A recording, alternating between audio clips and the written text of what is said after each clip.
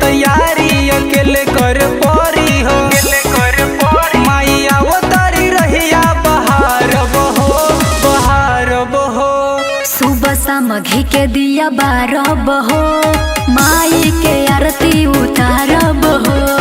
सुबह शाम घी के दिया बारब हो, माई के आरती उतारब हो।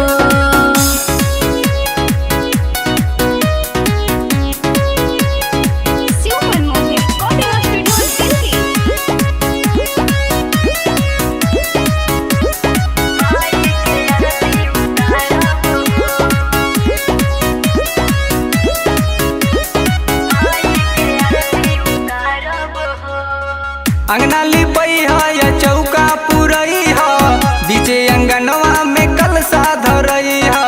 पूजा के विधि सब जानी बलम हो, नैहर में नवरात कैले बानी हम हो। सुना अंगना लिपई है या चौका पुरई है, बीचे अंगनवा में कलशा धरई है। पूजा के विधि सब जानी बलम हो, नैहर में नवरात कैले बानी हम हो। माई जिंदगी इनकर सवारब हो सवारब हो। सुबह शाम घी के दिया बारब हो, माई के आरती उतारब हो। सुबह शाम घी के दिया बारब हो, माई के आरती उतारब हो। बुझनी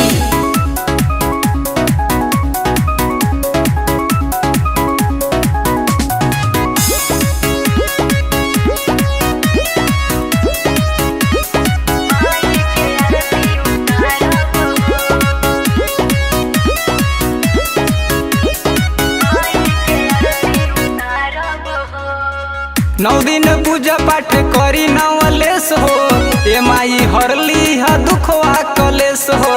कर पूजा नवा खुश बाटे मानवा, खुश होके माही देले गोदी में लला नवा। सुना तारू 9 दिन पूजा पाठ करी नवलेस हो, ए माई हरली है दुखवा कलेस हो।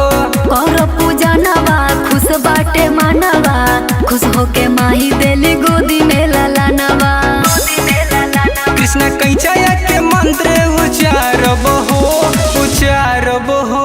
सुबह शाम घी के दिया बारब हो, माई के आरती